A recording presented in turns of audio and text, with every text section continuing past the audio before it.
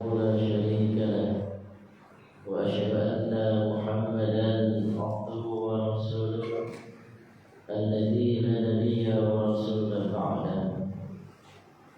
اللهم صل وسلم وبارك على سيدنا ومولانا محمد وعلى آله وأصحابه ومن تبع بإحسان إلى يوم الدين. أما بعد.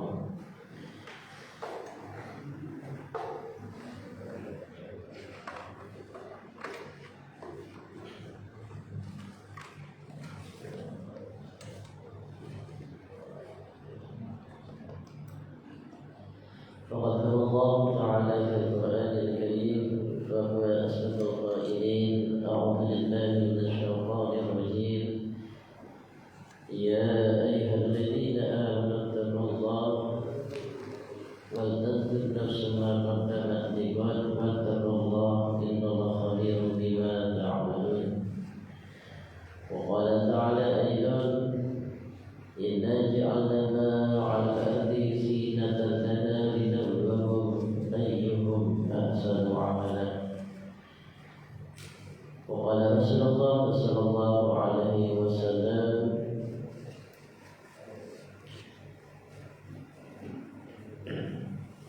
طلب العلم فريضة على كل مسلم. صدق الله العظيم وصدق رسول النبي الكريم ونحن على ذلك من الشاهدين والشاكرين والحمد لله رب العالمين. Masyarakat muslimin, berhormat jemaah Majelis Taklim Masjid Agung yang senantiasa dimuliakan Allah Subhanahu wa taala. Pertama dan yang paling utama adalah kita senantiasa memanjatkan puji syukur kita kehadirat Allah Subhanahu wa taala yang senantiasa mencurahkan berbagai macam kenikmatan kepada kita, terutama nikmat iman dan nikmat Islam, sehingga kita bisa kembali dipertemukan oleh Allah pada majlis yang mulia ini, di tempat yang mulia dan juga di waktu yang mulia.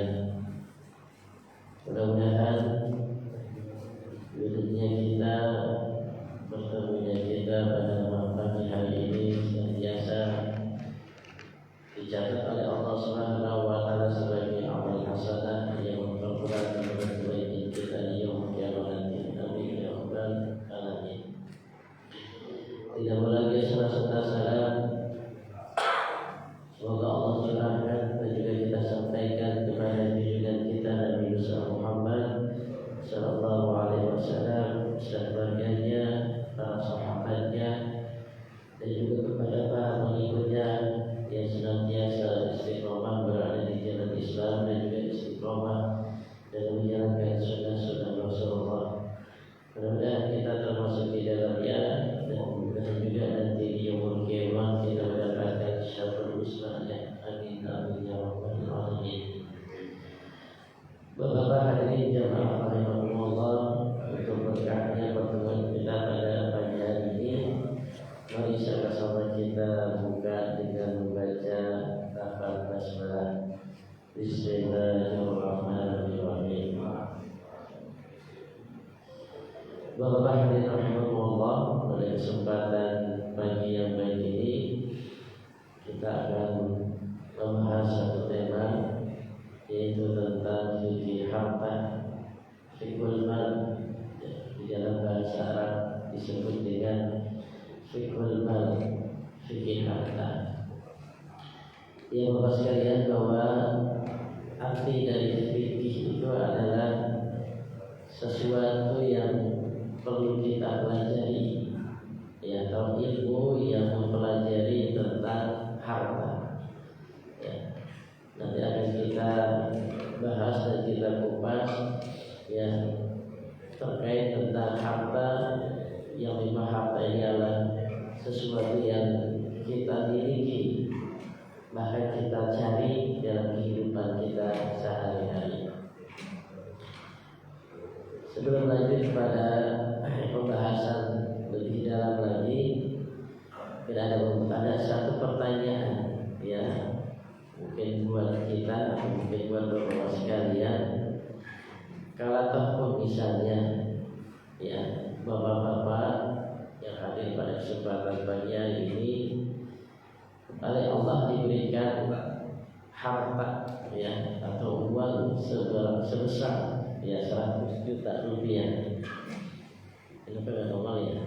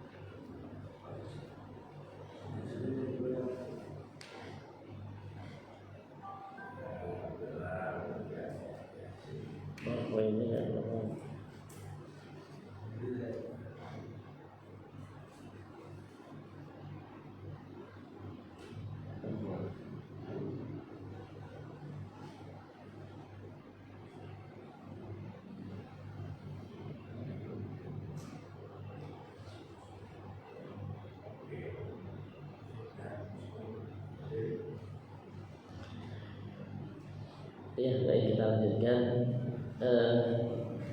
Ada satu pertanyaan buat sekalian. Kalau misalnya kita punya harta sebesar 100 juta rupiah, kira-kira yang akan kita lakukan dari uang 100 juta rupiah itu kita gunakan untuk apa? Kira-kira gunakan untuk apa, Pak? Mungkin ada yang menjawab buat bayar utang, buat renovasi rumah, ya, buat beli kendaraan, buat bayar anak sekolah, ya, buat modal usaha, dan macam-macam. Ya.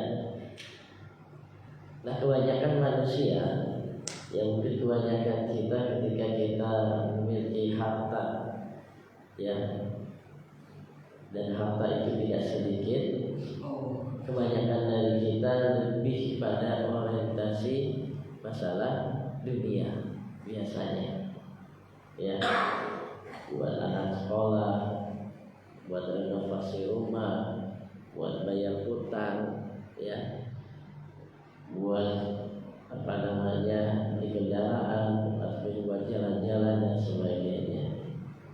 Sangat sedikit manusia atau di antara kita ketika kita diberikan harta ya yang berlebih, kita orientasinya adalah untuk akhirat. Ya, kita gunakan untuk menyantuni anak yatim. Kita gunakan untuk ya berangkat haji, berangkat umrah. Kita gunakan untuk yang membantu saudara-saudara kita misalnya di Palestina, ya, dan sebagainya. Yang orientasinya adalah akhirat. Ya. Bapak sekalian Allah Subhanahu wa taala, kembali dalam masalah harta, bahwa harta ini bisa jadi mendatangkan kebahagiaan, bisa jadi harta itu mendatangkan kehancuran bagi manusia itu sendiri. Ya, berapa banyak orang yang bahagia hidupnya, terutama dalam sebuah rumah tangga, ya, mereka bahagia dengan adanya harta. Karena memang kita tidak pungkiri bahwa ya salah satu kebahagiaan di dalam rumah tangga adalah faktor ekonomi, ya. Dan kalau kita lihat banyak juga keluarga-keluarga yang hancur, keluarga-keluarga yang berantakan, suami istri pisah, itu gara-gara harta, gara-gara ekonomi, kekurangan materi, ya, kekurangan harta, sehingga banyak menimbulkan kehancuran di rumah tangga. Ya, imma ya as-sa'adah, bahwa harta itu mendatangkan kebahagiaan, ya bisa juga harta itu mendatangkan sebuah kehancuran. Walaupun tidak juga bahwa kebahagiaan seorang muslim, seorang mukmin itu ada terletak di dalam hartanya. Ya, kalau kita lihat baginda Rasulullah SAW, para sahabat, para ulama-ulama terdahulu, ya mereka dalam kehidupan yang berkurang, ya kehidupan yang miskin, mereka tetap bahagia. Ya, karena harta bagi mereka itu adalah sesuatu yang hanya ingin mencukupi kebutuhannya saja, bukan menjadi genggaman di dalam hatinya atau genggaman di dalam tangannya. Ya. Oleh karenanya, Rasulullah SAW mengingatkan kepada kita di dalam sebuah sabdanya, Inna likulli ummatin fitnatan wa fitnatu ummati al-malu. Sesungguhnya setiap umat memiliki fitnah, memiliki ujian. Ya, umat-umat terdahulu, umat Nabi Lut, Nabi Soleh, Nabi Musa alaihissalam, Nabi Isa alaihissalam, mereka memiliki ujian masing-masing. Dan ujian bagi umat Islam adalah, kata Rasulullah, al-malu, yaitu di dalam hartanya. Berapa banyak umat Rasulullah SAW diberikan ujian berupa harta, mereka malah mendapatkan sebuah kehancuran. Mereka mendapatkan kerugian yang luar biasa, baik itu kerugian kehancuran di dunia maupun di akhirat. Ya. Jadi memang Rasulullah SAW, ya, para sahabat yang lalu mengingatkan kepada kita untuk kita juga jangan terlena dengan yang namanya harta. Berubah Allah adalah pembahasan fikih harta. Kali ini kita akan bahas beberapa hal. Pertama adalah tentang pengertian harta, kemudian kedudukan harta di dalam Islam, kemudian fungsi harta, kemudian larangan dalam harta, kemudian kewajiban mencari harta halal, kemudian ciri-ciri harta halal dan bagaimana mencari harta halal itu sendiri, dan selain itu adalah sumber harta haram dan juga dampak harta haram. Mudah-mudahan ini cukup waktunya. Kalau tidak cukup nanti bisa kita lanjutkan pada pertemuan berikutnya. Yang pertama tentang ta'rif atau pengertian dari harta. Ya, harta di dalam bahasa Arab, ya, dari kata al-malu. Ya, al-malu diambil dari, ya, fi'il dan masdar mala yamilu mailan. Ya, jadi mailan atau mal itu artinya condong, cenderung, ya, atau mirip. Kenapa dikatakan bahwa harta atau mal itu cenderung atau condong? Karena memang secara tabiat manusia, tabiat kita ingin memiliki, bahkan ingin menguasai yang namanya harta. Ya, setiap manusia pasti ingin namanya memiliki harta, pasti ingin menguasai harta. Ya, kecenderungan manusia, baik itu laki-laki maupun perempuan, baik itu muda maupun tua, ya siapapun yang dikatakan manusia pasti kecenderungannya, keinginannya ingin punya harta, ingin memiliki, menguasai harta. Ya, maka disebut dengan mal, ya, harta. Ya, kita juga ada istilah namanya, ya, mall. Ya, mall itu berasal dari bahasa Arab. Ya, mall yaitu artinya kumpulan dari sebuah harta. Jadi kalau kita ke mall itu artinya kita masuk ke kumpulan harta. Jadi mall itu bahasa Arab, ya, berasal dari bahasa Arab. Nah, kemudian harta menurut Kamus Al-Muhid, ya, dikatakan bahwa ma malaktahu min kulli syai', atau segala sesuatu yang engkau punyai. Ya, jadi segala sesuatu yang kita miliki itu namanya harta. Kemudian menurut istilah syar'i, harta diartikan sebagai segala sesuatu yang dimanfaatkan ya pada sesuatu yang legal, yang sah, yang resmi menurut hukum syariat Islam. Jadi kalau ada sesuatu yang dimanfaatkan bukan legal, bukan resmi, ya dia adalah berasal dari harta yang gak sah, harta yang haram. Nah, itu berarti memang bukanlah harta sesungguhnya. Sehingga ya harta ini bisa digunakan untuk jual beli, untuk simpan pinjam, untuk mengkonsumsi, untuk menghibahkan, atau bisa untuk pemberian kepada orang lain. Lebih lanjut lagi, Imam Hanafi rahimahullah ta'ala beliau mendefinisikan harta adalah segala sesuatu yang bisa diambil, bisa disimpan, bisa dikuasai, dan juga dapat dimanfaatkan. Ya, dijelaskan oleh para ulama di dalam Al-Quran, kata al-mal, kata harta ini ya ada disebutkan 87 kali, yang terdapat di dalam 79 ayat dalam 38 surah. Jadi cukup banyak ya kalimat mal di dalam Al-Quran, sampai Allah sebutkan 87 kali. Ya, bahwa ini artinya Allah sebutkan sampai 87 kali, yang bahwa memang kecenderungan manusia ingin menguasai atau ingin memiliki harta. Nah, berdasarkan pengertian tersebut, Bapak Hadirahumullah, harta ini juga bisa meliputi segala sesuatu yang digunakan atau dimanfaatkan oleh manusia. Berarti harta itu bisa berupa uang, bisa berupa tanah, bisa berupa kendaraan, rumah, biaya perhiasan, perabotan rumah tangga, hasil perkebunan, hasil perikanan, pakaian, ya. Nah, ini semua termasuk kategori amwal atau harta. Ya. Jadi tidak harus uang harta itu sendiri. Jadi apa yang kita gunakan, kendaraan, rumah, perhiasan, perabotan rumah tangga, itu adalah sebut juga harta. Nah, kemudian yang kedua, kedudukan harta di dalam Islam. Ya. Dan kita harus memahami dan mengerti tentang kedudukan harta itu sendiri, sehingga kita bisa memposisikan, meletakkan harta itu sesuai dengan apa yang diinginkan oleh Allah dan Rasul-Nya. Yang pertama, bahwa kedudukan harta dalam Islam, bahwa ya kita manusia ini hanya sebagai pemegang amanah. Kita hanya sebagai titipan, dapat titipan dari Allah Subhanahu wa ta'ala.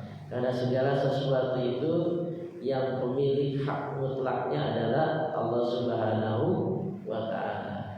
Kita punya harta, kita punya kendaraan, kita punya keluarga, bahkan kita punya diri kita sendiri, itu semua adalah milik Allah Subhanahu wa ta'ala. Kita hanya dititipkan saja, ya. Maka ketika kita harta kita, apa yang kita miliki diambil oleh Allah Subhanahu wa ta'ala, maka kita mengucapkan istirja, inna lillahi wa inna ilaihi raji'un. Inna lillahi, sesungguhnya ya kami, kita, diri kita, keluarga kita, harta kita, kendaraan kita, rumah kita, lillah, milik Allah Subhanahu wa ta'ala. Wa inna ilaihi raji'un, dan juga akan kembali kepada Allah Subhanahu wa ta'ala. Nanti akan diambil lagi oleh Allah Subhanahu wa ta'ala. Ya.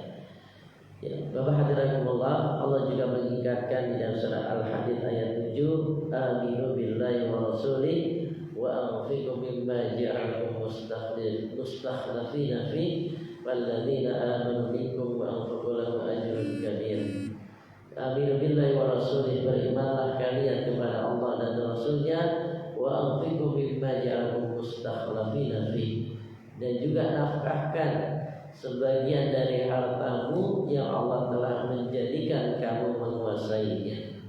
Ya. Ketika kita sudah beriman kepada Allah dan Rasul, maka kalau kita memiliki harta, maka nafkahkan, salurkan, kita berikan sebagian harta kita yang memang telah kita kuasai.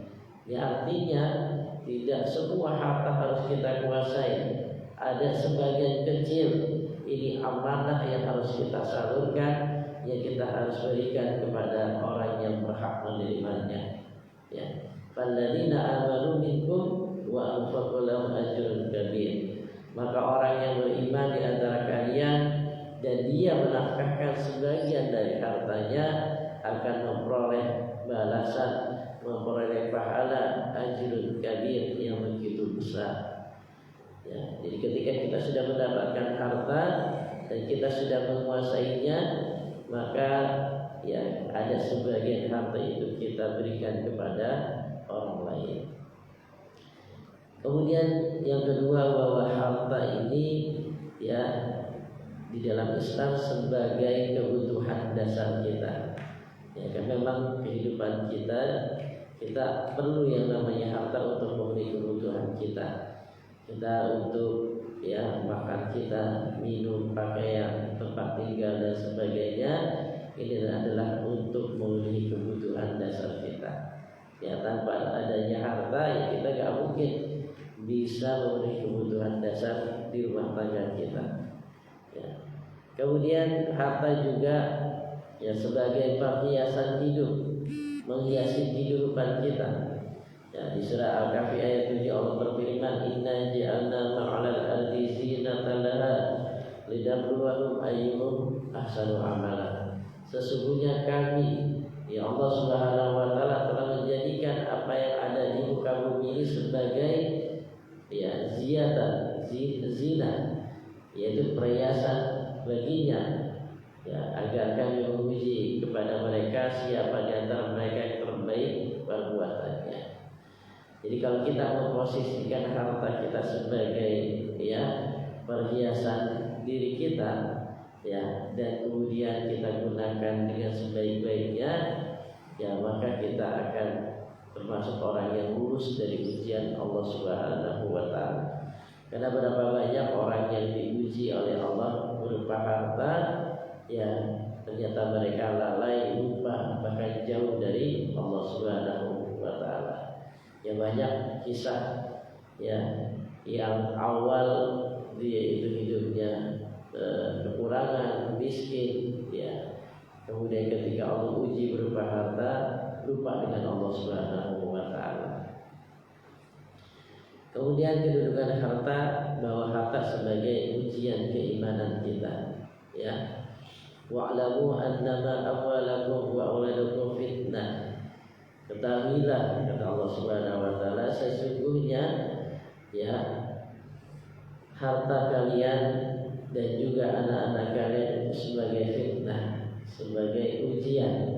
Ya, wa annallaha indahu ajrun 'adzim, dan sesungguhnya di sisi Allah Subhanahu wa taala pahala yang sangat tinggi, yang sangat besar. Ya. Para sahabat terdahulu yang mereka pernah mengatakan kepada baginda Rasulullah SAW, ya Rasulullah, kalau kami diuji oleh Allah yang berupa kemelaratan, kesusahan, kemiskinan, ya kami banyak di antara kami yang lulus, ya kami semakin dekat dengan Allah Subhanahu wa taala, ya semakin tinggi iman kami, ketakwaan kami ketika kami diuji dengan kemelaratan, kesusahan, kemalangan. Tapi ketika kami diuji oleh Allah berupa kesenangan, kebaikan harta, kelebihan harta, maka banyak di antara kami yang tidak lulus, ya banyak di antara kami yang jauh dari Allah, ya jauh dari Engkau ya Rasulullah SAW. Ya. Jadi jangankan kita ya sebagai manusia yang awam, para sahabat Rasulullah SAW terdahulu saja, mereka ketika diuji dengan yang namanya harta, dengan namanya dunia, banyak di antara mereka juga yang gak lulus, jauh dari Allah, ya jauh dari keimanan, jauh daripada Rasulullah SAW. Sehingga mereka kadang berdoa kepada Allah Subhanahu wa taala supaya mereka menjauhkan yang namanya fitnah harta, ujian harta. Karena sangat berat buat mereka. Ya. Dan banyak di antara kita mungkin demikian. Ya, ketika susah, ketika melarat, tidak ada penghasilan, tidak ada pekerjaan, ya mungkin rajin ke masjid, rajin ke pengajian, rajin ibadah. Nah, tapi ketika sudah bekerja, sudah dilimpahkan harta yang berkecukupan, ya mulailah jauh dari Allah Subhanahu wa taala, lupa dengan masjid, lupa dengan pengajian, lupa dengan ibadah dan seterusnya. Ya. Dan Bapak dari Allah, ya, bahwa harta juga adalah sebagai bekal ibadah kita. Ya Allah firmankan di dalam surat ya Ali Imran ayat 133, infiru khifafan wa thiqalan wa jahidu bi amwalikum wa anfusikum fi sabilillah. Infiru, ya, bersegeralah atau berlarilah kepada Allah Subhanahu wa taala dalam keadaan ringan atau keadaan susah, ya. Ya, jadi kita itu menuju Allah, beribadah kepada Allah itu ya jangan melihat kondisi. Ya, kita taat kepada Allah itu baik itu dalam keadaan ringan, kita dalam keadaan bahagia, keadaan senang, atau wafiqalan, atau dalam keadaan susah. Ya.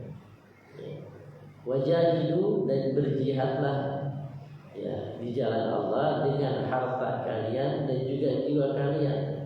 Karena kata Allah, dzalika khairan lakum in kuntum ta'lamun, yang demikian buat kalian ini adalah sangat baik ya jika kalian mengetahuinya.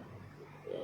Jadi memang bahwa harta ini adalah sebagai bekal ibadah kita ya di hadapan Allah Subhanahu wa taala. Kemudian Bapak hadirin Allah, kedua berikutnya di harta dalam Islam adalah bahwa memberikan harta ini dapat dilakukan melalui usaha yang halal. Jadi Allah mengarahkan kepada kita bahwa kalau kita ingin memiliki harta, maka carilah dengan usaha, dengan ikhtiar yang baik, ikhtiar yang halal. Walladzi ja'ala lakum al-ardha dhalulan famshu fi manakibiha wa kulu min rizqihi wa ilaihi nusyur. Dan dialah Allah yang menjadikan bumi itu mudah bagimu. Jadi artinya ketika kita mencari penghidupan, penghasilan, mencari ya kehidupan dunia ini, Allah jadikan itu sesuatu yang sangat-sangat mudah, tidak ada yang sulit. Ya, kadang ada orang mengatakan atau mengistilahkan nyari harta halal aja susah, apalagi cari harta yang haram aja susah, ya, apalagi mencari harta yang halal. Jadi cari harta haram susah katanya. Ya, itu artinya dia tidak yakin bahwa Allah Subhanahu wa taala memberikan kemudahan ya untuk mencari penghasilan, untuk mencari kebutuhan hidup. Ya. Yang berarti tidak yakin dengan firman Allah Subhanahu wa taala dalam surah Al-Mulk ini. Ya, maka kata Allah, "Famshahu fi manakibiha wa qul bi rizqi wa ilaihi nusyur." Maka berjalanlah di segala penjuru. Ya, memang kita harus menyebar ya kemana saja mencari rezeki Allah Subhanahu wa taala. Ya, jangan kita berdiam diri ya atau hanya kita ya berkutat di dalam satu tempat saja. Karena banyak rezeki-rezeki Allah Subhanahu wa taala yang Allah sebarkan ya di penjuru dunia ini. Ya, maka makanlah sebagian dari rezeki-rezekinya. Ya, dan hanya kepadanya lah kamu dikembalikan setelah dibangkitkan. Kemudian kedudukan harta juga adalah bahwa jangan sampai harta itu bisa melalaikan atau melupakan kita kepada Allah Subhanahu wa taala.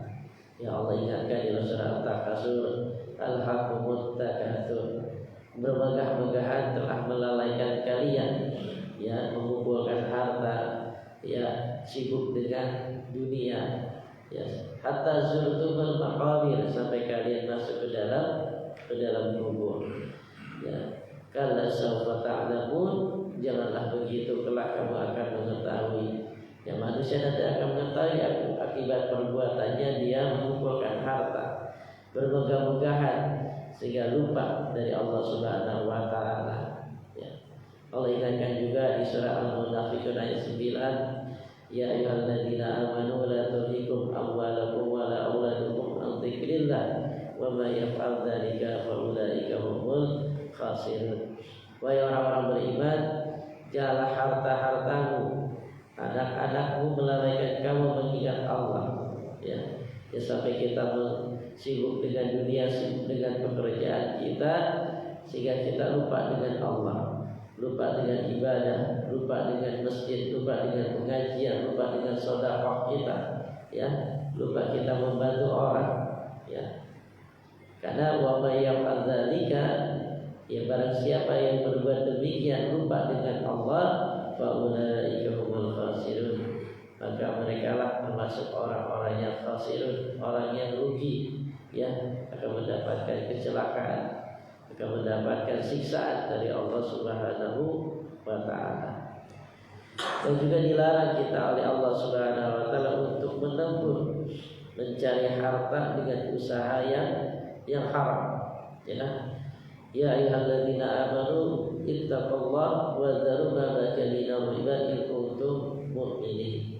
Wahai orang-orang beriman, bertakwalah kepada Allah dan tinggalkanlah sisa riba yang belum dipungut jika kamu orang-orang yang beriman. Jangan sampai harta yang kita dapatkan, harta yang kita usahakan dari harta yang haram, ya. Salah satu di antaranya adalah harta yang didapat dari hasil riba, ya, meminjamkan uang ke orang lain tetapi ya ditambahkan, ya dilebihkan. Nah, ini termasuk riba, ya. Atau usaha yang ini hasilnya dari perjudian, dari hasil menjual khamar, dari hasil mengundi nasib, ya, dan sebagainya. Ya, Allah ingatkan kepada kita surat Al-Maidah ayat 91, ya ayyuhalladzina amanu innamal khamru wal maisir wal ansab wal azlam rijzun min amali syaitan fastanibuhu la'allakum tuflihun. Wahai orang-orang beriman, sesungguhnya yang namanya khamar, meminum khamar, berjudi, ya, mengundi nasib, ya, berkorban untuk berhala, mengundi nasib dengan panah, ini semua adalah, ya, perbuatan keji dan juga termasuk amalnya syaitan. Maka jadilah, ya, perbuatan syaitan ini, ya, supaya kalian termasuk orang-orang yang beruntung, ya. Bapak-bapak hadirin rahimakumullah, ini beberapa kedudukan harta di dalam Islam, ya. Nah, bagaimana fungsi harta di dalam Islam itu sendiri? Yang pertama, bahwa fungsi harta yang memang harus kita gunakan adalah ini untuk kesempurnaan ibadah kita, terutama adalah ibadah mahdoh kita, ibadah yang kita lakukan secara rutinitas, ya. Karena memang tentunya kalau kita melaksanakan ibadah, ya, kita memerlukan sarana, ya, dan sarana itu ya dari harta kita. Dan ketika kita sholat, kita butuh kain, butuh sarung, ya, butuh kopiah, butuh baju koko, gitu. Ya, tentunya adalah kita harus membelinya, ya, itu dengan harta kita, ya. Ya, ketika kita ingin puasa, ya, maka kita butuh harta juga, ya, untuk kita makan sahur kita, untuk berbuka puasa kita, ya. Apalagi, ya, kalau di bulan Ramadan pengeluaran, ya, kita itu lebih banyak, lebih besar dibandingkan bulan-bulan biasa. Ya, kenapa? Karena memang, ya, ketika Ramadan kita berbuka atau untuk sahur itu lauknya lebih daripada hari-hari, ya, biasanya. Ya. Jadi itu kesempurnaan ibadah kita. Ya, bahkan ketika kita, ya, menyelesaikan puasa Ramadan kita, ya, kita diwajibkan juga untuk mengeluarkan harta, mengeluarkan zakat fitrah. Dan zakat fitrah dikeluarkan tentunya dengan harta kita. Apalagi kalau kita ingin melaksanakan haji, ya, ingin melaksanakan umrah, maka memerlukan yang namanya harta. Kesempurnaan ibadah itu juga dengan harta. Sehingga pernah Bapak hadirin Allah, orang-orang miskin ini protes kepada Rasulullah SAW. Ya Rasulullah, ya, kami iri kepada orang-orang kaya. Kenapa orang miskin ini, ya, kaum muslim yang miskin ini mereka iri kepada orang-orang kaya. Ya, karena ketika kami sholat, mereka juga sholat. Mereka kami puasa, mereka juga puasa. Ya, tapi ketika mereka mengeluarkan harta mereka untuk zakat, infak, sedekah, gitu ya, kami tidak bisa melakukan itu. Ya, kami tidak bisa berzakat, berinfak, bersedekah, hanya bisa dilakukan oleh orang-orang kaya ya Rasulullah. Ya, maka Rasulullah katakan, ya, engkau juga bisa mendapatkan hal itu. Engkau bisa bersedekah, ya, walaupun sedekahnya dengan senyuman, dengan berbuat baik, dengan mengucapkan salam, itu bukan bagian daripada sedekah. Ya, tapi tentunya kedudukannya sangat berbeda antara orang yang menafkahkan hartanya dengan orang yang tidak menafkahkan hartanya, ya, di jalan Allah. Dan kemudian fungsi harta dalam Islam yang kedua adalah memelihara dan meningkatkan keimanan dan ketakwaan kepada Allah Subhanahu wa taala. Ya, dengan adanya harta maka bisa meningkatkan keimanan kita, ketakwaan kita. Karena kita pergi ke pengajian, kita butuh dana. Ya, kita ingin menyekolahkan anak kita butuh dana. Ya, kita ingin ibadah perlu dana. Ya, dan juga untuk kehidupan kita.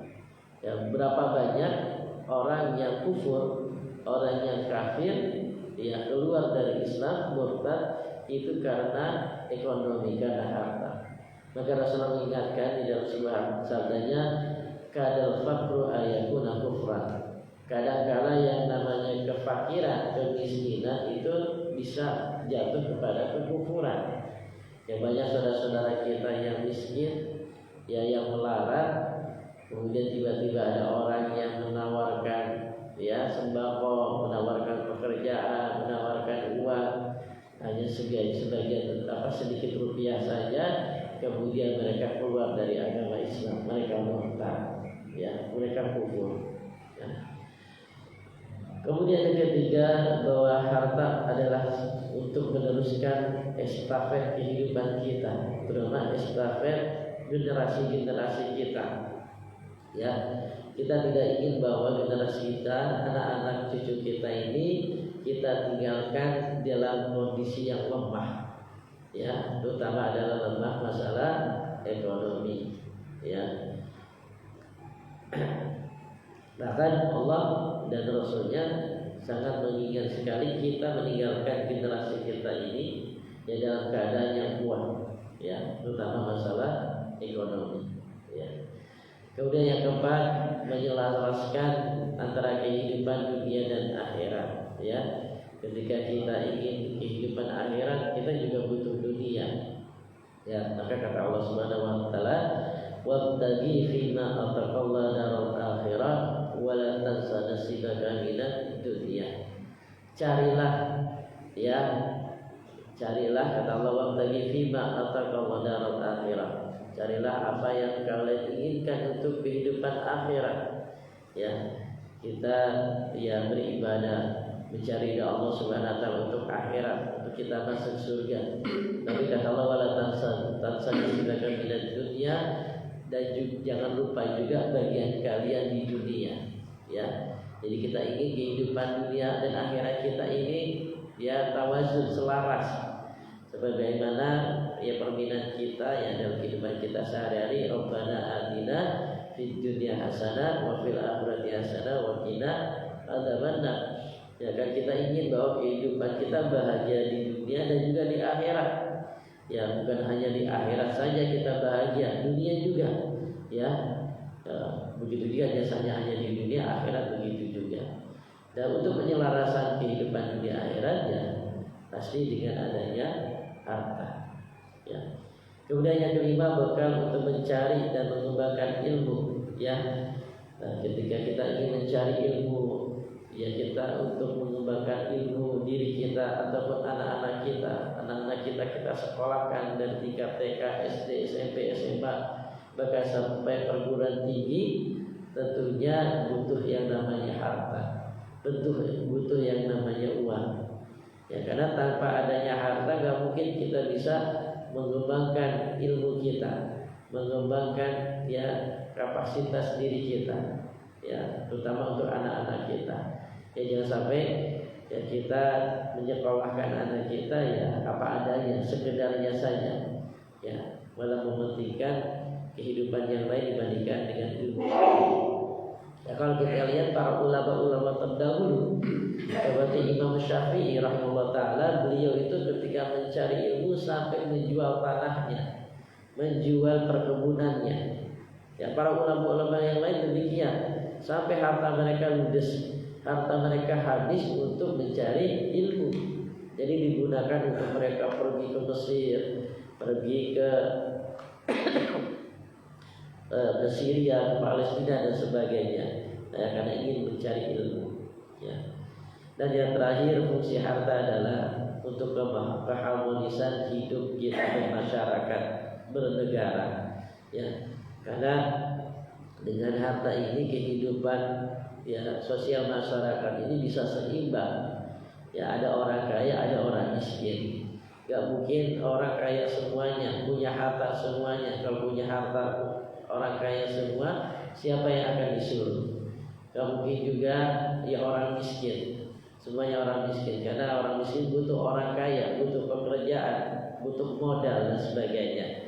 Sehingga ketika harta itu ada di orang kaya itu bisa memberikan bantuan, memberikan pekerjaan kepada orang miskin. Ya, bukan sebaliknya, orang kaya punya harta kemudian tidak membantu ya orang-orang miskin. Ya. Nah, ini fungsi harta Bapak Hadirin Allah di dalam Islam. Nah, kemudian larangan di dalam harta, ya, bahwa dalam harta ini kita dilarang untuk merendahkan martabat manusia. Jangan sampai kita memiliki harta tapi kita berlaku sombong, ya, kita berlaku ujub takabur, meremehkan orang lain. Dan banyak kita lihat orang-orang yang memiliki harta sampai merendahkan martabat manusia yang lain. Apalagi orang-orang yang kesulitan, orang-orang miskin direndahkan oleh orang-orang kaya. Ya, jangan sampai demikian. Dan dilarang juga di dalam Islam ketika seorang memiliki harta merugikan hak perorangan dan kepentingan sebagian. Dan inilah banyak terjadi di masyarakat kita. Ya, orang yang memiliki harta merugikan orang lain, bahkan kepentingan banyak orang. Ya, banyak orang yang memiliki, mohon maaf, yang memiliki kendaraan, ya, tapi kendaraannya lah mengganggu orang lain. Ya, harusnya misalnya mempunyai kendaraannya dia taruh, dia parkir ya di garasinya, di rumahnya. Ya, tapi karena nggak punya garasi, nggak punya tempat, akhirnya ditaruh di pinggir jalan, di tengah jalan. Akhirnya Pak, merugikan orang lain lewat nggak bisa. Ya, bahkan hak orang lain lewat itu ya dihilangkan oleh kendaraannya. Ya, jasa merugikan orang lain. Nah, ini banyak kejadian. Atau misalnya ada orang yang ingin membangun rumahnya, yang merenovasi rumahnya, kadang tidak melihat ya hak tetangga sebelah kanan kirinya. Ya, saya pernah kejadian, ya, ada tetangga saya lapor kepada saya, Pak Ustadz, gimana ini? Ya, tetangga saya membangun renovasi rumahnya, ya, sampai tingkat 2 lantai, tapi bekas sisaan bangunannya ini ya jatuh ke atap rumah saya, ke pelapornya, ke gentengnya. Nah, ya, bekas mungkin semennya, pasirnya itu masuk ke, jatuh ke lotengnya, sehingga ketika hujan itu menutup saluran air sampai akhirnya rumahnya bocor.